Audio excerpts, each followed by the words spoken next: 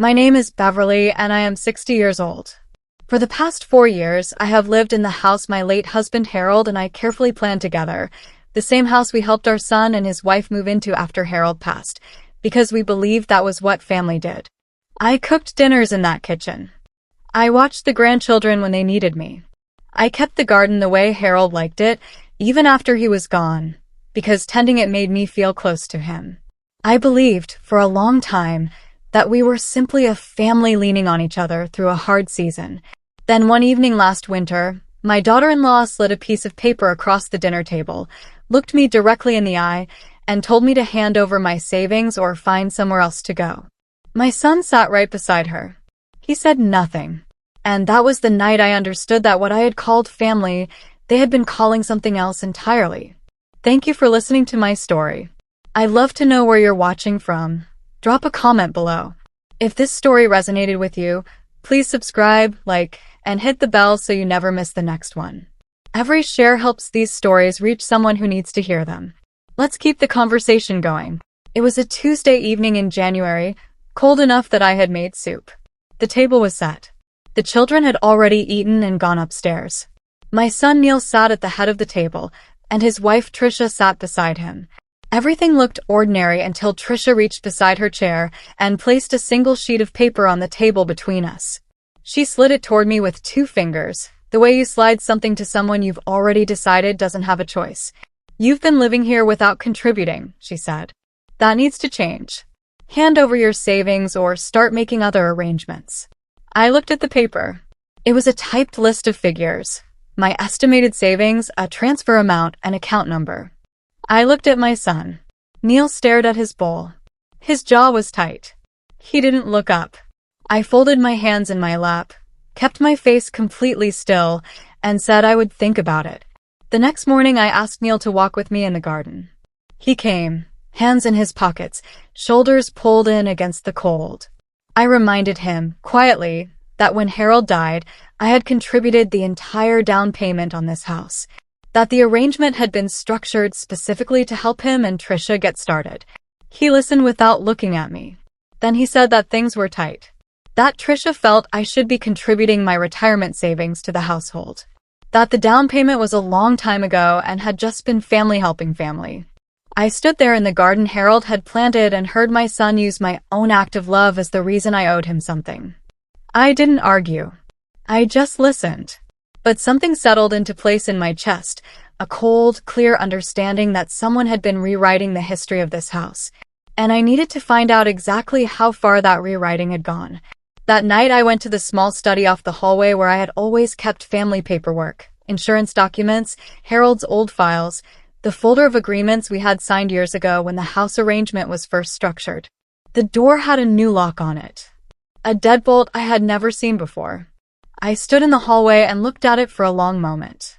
When I found Tricia in the kitchen and asked about it, she said she had reorganized the study and cleared out some old paperwork that was just taking up space.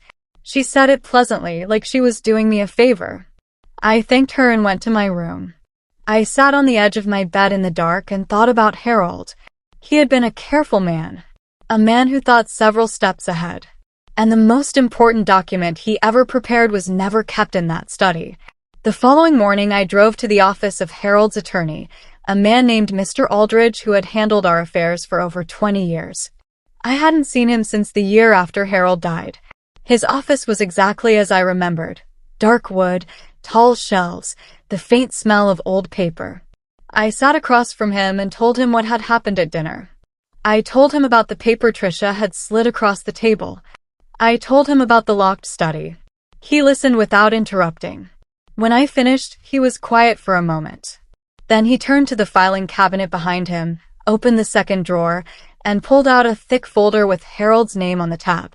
He set it on the desk between us, looked at me steadily, and said, "I always assumed they had explained this to you." He opened the folder. I leaned forward, and I began to understand exactly what Harold had prepared. Mr. Aldridge walked me through the agreement slowly, making sure I understood every part. When Harold and I structured the house arrangement, we had been thoughtful about it. Neil and Tricia were permitted to reside in the property and were listed as residents. but the legal ownership had been retained differently. I remained the titled owner. The agreement included a specific clause Harold had insisted on, one that stated clearly that if I was ever subjected to financial coercion, manipulation, or any attempt to force me from the property, the residency agreement could be terminated and full control would revert to me immediately. Harold had written that clause himself, Mr. Aldridge told me. He had seen it happen in other families. He wanted to make sure I was protected. I sat in that office chair and thought about my husband, his quiet, steady way of loving me. He had seen this coming long before I did. I drove home and walked back into that house with the same unhurried expression I always wore. Trisha was in the kitchen looking at paint samples, talking on the phone about renovation ideas. She glanced at me and asked if I had thought any more about the contribution arrangement. I told her I was still considering it and that I appreciated her patience. She smiled the wide, satisfied smile of someone who believes the outcome is already decided. Over the next few days, I watched her grow bolder. She spoke openly about which walls she wanted to knock down, about turning my bedroom into a home office once I had sorted out alternative arrangements. She talked about my savings like they were already sitting in her account. I said very little. I helped with dinner, watered the garden, and watched her plan a future that was built entirely on a foundation she didn't know was already crumbling beneath her. 8 days after the dinner, I was passing the hallway when I heard Trisha on the phone in the sitting room. She hadn't heard me come in from the garden. Her voice was tight and urgent in the way voices get when money is the subject and there isn't enough of it. She was telling someone, I assumed a friend, that she and Neil were deep in credit card debt and that it was worse than Neil knew. She said that once she got access to what she called the old woman's savings, they could clear most of it. She said it would solve everything. I stood in the hallway and listened until she moved to another room. Then I went to the kitchen, put the kettle on, and stood at the window looking at the garden. This hadn't been about fairness or contribution or family finances. This had been desperation wearing the costume of a plan. And desperate people, I knew, made mistakes. The pressure shifted that same week. Neil began raising the subject of assisted living. Not aggressively, he was too careful for that. But he mentioned it twice in 4 days, framing it as concern. He said it might be less stressful for me, that I wouldn't have to worry about keeping up with a large house, that there were very comfortable places nearby where I could have my own space. I listened each time without reacting, but I understood what was happening. They weren't only trying to take my savings. They were building a case for removing me from the house entirely, first financially, then physically. If I transferred the savings and they used that as evidence of my agreeing to a contribution arrangement, the next step would be easier to justify. I was watching a plan unfold in stages, and I was now several steps ahead of where they thought I was. I drove to the bank on a Thursday morning and asked to access my safety deposit box, the one Harold had set up in my name alone the year before he died. I hadn't opened it in nearly a decade. The bank manager led me to the private viewing room and left me alone. I lifted the lid slowly. Inside were several envelopes, neatly labeled in Harold's handwriting. One was marked simply, House in Case. I opened it. Inside were photocopies of the original ownership documents, the residency agreement with the clause highlighted in yellow, a handwritten note from Harold to me, and a sealed letter addressed to Mr. Aldridge. Harold had prepared this box like someone who knew exactly what he was protecting against. I sat in that small room for a long time, holding the papers, reading his handwriting. He had done all of this quietly, without telling anyone. Exactly the way I was going to do what came next. I read the agreement in full that evening in my room with the door locked. The language was precise and clear. Neil and Trisha were designated residents, not owners. The title remained in my name with an option for voluntary transfer, at my sole discretion and only under conditions I chose. The coercion clause was written in plain terms. Any attempt to pressure me financially, remove me from the property against my will, or access my personal finances without consent would constitute an automatic breach of the residency agreement. Consequences were clearly spelled out. Immediate termination of residency rights. Full reversion of property control to me. No negotiation required. I understood now why the study had been locked. Trisha had gone looking for paperwork she believed might be a problem. She had found old utility bills and insurance folders, thrown them out, and assumed that was everything. She had never known about the safety deposit box. She had never known Harold at all. 2 weeks after the dinner, Trisha placed a second document in front of me. She called it a family contribution agreement. It was a typed form requiring me to transfer a specific sum, nearly all of my savings, into her and Neil's joint account. At the bottom was a line for my signature. She sat across the table and explained, in the patient tone of someone speaking to a person who needed things simplified, that if I refused to sign, they would consult a lawyer about their options regarding my residency. She used the word eviction. She said it carefully like she had practiced it. I looked at the document for a long moment. Then I looked at her. I told her I would think it over and give her an answer before the end of the month. She nodded, satisfied. I folded the document, put it in my cardigan pocket, and took it directly to my room to add to my file. I began documenting everything the following day. I wrote down dates, times, and the exact words used in every conversation. I saved the text messages Neil had sent suggesting assisted living. I kept the typed contribution agreement. I kept the original paper Trisha had slid across the dinner table in January. I also made a phone call to an old family friend named Judge Harmon, now retired but still sharp and deeply respected. I hadn't seen him in 2 years. I told him I was having a small dinner the following Friday and would love for him to come. He said he would be glad to. I didn't explain the full situation on the phone. I told him only that I was dealing with something complicated and that his presence would mean a great deal to me. He said he understood. Trisha, when she heard a guest was coming, immediately began planning the menu and suggesting we use the good dishes. Trisha was in excellent spirits at dinner that Friday. She had cooked, set the table carefully, and dressed well. Judge Harmon was warm and easy to talk to, the kind of person who made everyone feel heard. Over the main course, the conversation moved naturally toward the house, and Trisha, relaxed and confident, began explaining her vision for it. She talked about the renovations she was planning. She mentioned that the current arrangement was shifting and that I would soon be moving on to something more suitable. She described the contribution plan she had put together, framing it as a sensible family decision. Judge Harmon asked several gentle questions about the ownership structure, about what agreements had been in place at the start, about what my own role in the house purchase had been. Trisha answered smoothly and confidently. She didn't stumble until the fourth question. And by then, she had already said everything that mattered. 3 days after the dinner, I received a call from my bank. A customer service representative informed me that someone had contacted them earlier that week claiming to be managing my finances on my behalf. They had requested information about my account balances and asked about the process for adding a secondary account holder. The bank, following their verification protocol, had declined to provide any information and flagged the inquiry.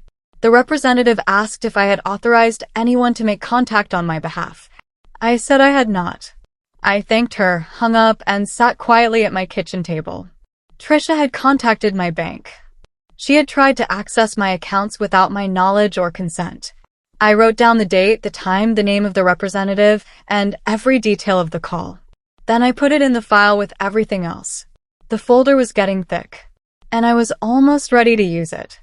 I met with Mr. Aldridge the following Monday morning. I placed the folder on his desk and walked him through it piece by piece.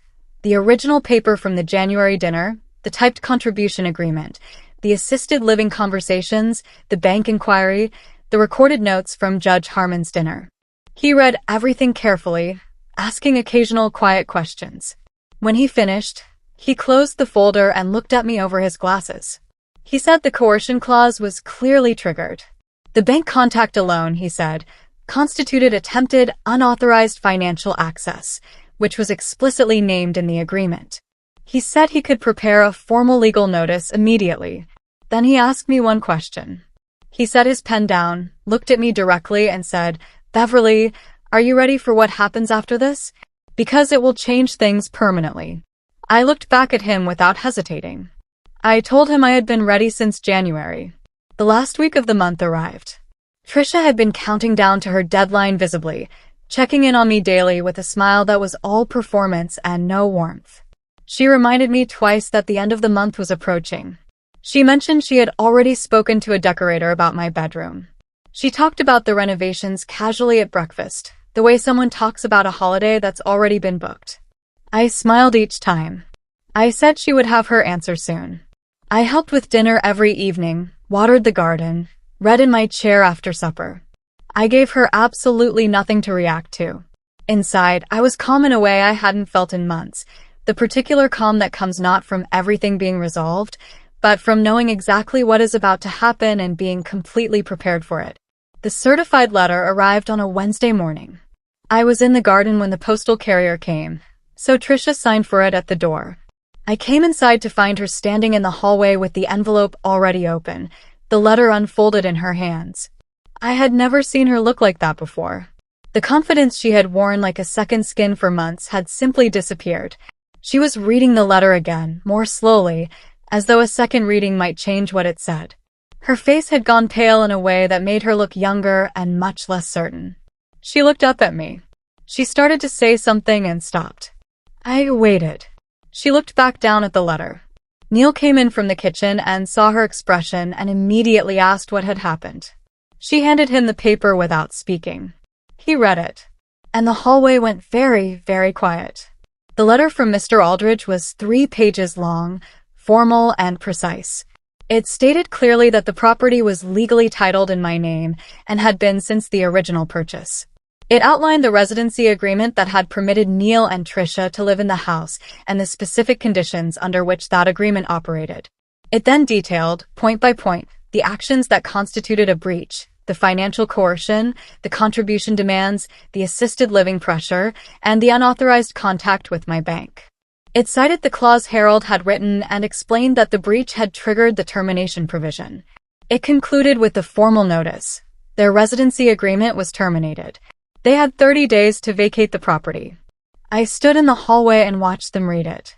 I had lived in that house for years, feeling like a guest. In 3 pages, my husband had reminded everyone exactly whose home it was. Trisha came into the living room 20 minutes later. She had recovered some of her composure, but her voice had a sharp, frantic edge to it that I hadn't heard before. She said I had betrayed her, that she and Neil had built their lives in this house and I had gone behind their backs. She said the house was effectively theirs and demanded to know where I had gotten these documents. I waited until she finished. Then I crossed to the bookshelf, took out the folder I had kept there openly for the past 2 weeks, and placed the original signed agreement on the coffee table between us. I set it down without drama. I told her to take her time reading it. She picked it up. She read the first page, then the second. When she got to the clause, I watched her expression change. Not to anger anymore, but to something quieter and much harder to watch. She had never known this document existed. Neil came in while Trisha was still holding the agreement. He took it from her and read it standing up, one hand braced on the bookshelf. I watched my son read the document his father had written, the careful, deliberate protection Harold had put in place for me. Neil's jaw worked, but he didn't speak. He turned to the second page and read the clause. Then he set the papers down on the coffee table and stood there with his hands at his sides. He looked at Trisha. She looked at the floor. He looked at me. And I could see, in the way his face changed, the exact moment he understood. Not just what the document said, but what it meant. The house he had believed he was building a future inside had never been his to control, and his wife's actions over the past months had taken away even the right to stay. Trisha tried a different approach the following morning. She came to my room and knocked softly, which was unusual. When I opened the door, her whole manner had changed. She was quieter, smaller somehow. She said she was sorry, that things had gotten out of hand, that the financial stress had made her act in ways she wasn't proud of. She said she hoped I could understand that she hadn't meant to hurt me. She asked if we could sit down and talk through a different arrangement. I listened to everything she said. I noticed that she didn't once mention the bank call. She didn't mention the locked study or the paperwork she had thrown away. The apology was real in the way apologies are when consequences have arrived, genuine in feeling, but still shaped around what the person hoped to get back. I told her I hurt her, and that the notice stood. That evening I told Neil the part of the story he didn't know. I told him about the safety deposit box and what Harold had put inside it. I told him about the note his father had written, and I let him read it. Harold had addressed it to me but had written it knowing that one day someone else might need to understand it too. He wrote that he had seen families torn apart by exactly this kind of situation. He wrote that kindness was not the same as surrender. That loving your children did not mean handing them the tools to hurt you with. He had built the clause into the agreement not because he doubted Neil, but because he understood how people changed under financial pressure. He wanted me protected no matter what. Neil read the letter twice. He folded it carefully and handed it back. He didn't say anything, but he cried quietly, for the first time since his father's funeral. They moved out over 3 weeks. The process was tense and sad in the way things are when there is no longer any pretending to be done. Trisha and Neil barely spoke to each other for the last week. I could hear their arguments through the walls at night. Not about me anymore, but about money, about decisions made, about things that had been hidden and were now in the open between them. I stayed out of it. I helped where I could, watching the grandchildren during the heavy lifting days, making sure there was food in the kitchen. I did not feel triumphant. I felt tired in the way you feel when something you hoped would never be necessary turns out to have been necessary after all. The house emptied slowly, and as each room cleared, it grew a little quieter, a little more like itself, like a person breathing normally again after holding their breath for too long. Once the house was mine again, I took my time with it. I repainted the hallway the color Harold and I had originally chosen but never gotten around to. I unlocked the study, had the deadbolt removed, and put it back the way it had always been. I had the garden properly tended for the first time in 2 years. I invited my sister to stay for a month, and then my niece and her husband came for a weekend, and then a small gathering of old friends for a Sunday lunch that lasted until evening. The house filled with a different kind of noise, lighter, easier, without the low hum of tension that I hadn't fully realized was constant until it was gone. I started sleeping better. I started cooking things Harold had loved, just because I wanted to. For the first time in years, I walked through every room in that house and felt, simply and completely, that I was home. Neil came to see me alone on a Sunday afternoon about 4 months later. He sat at the kitchen table with his hands wrapped around a mug of tea, and he looked older than I remembered. Not in years, but in the particular way that regret ages a person.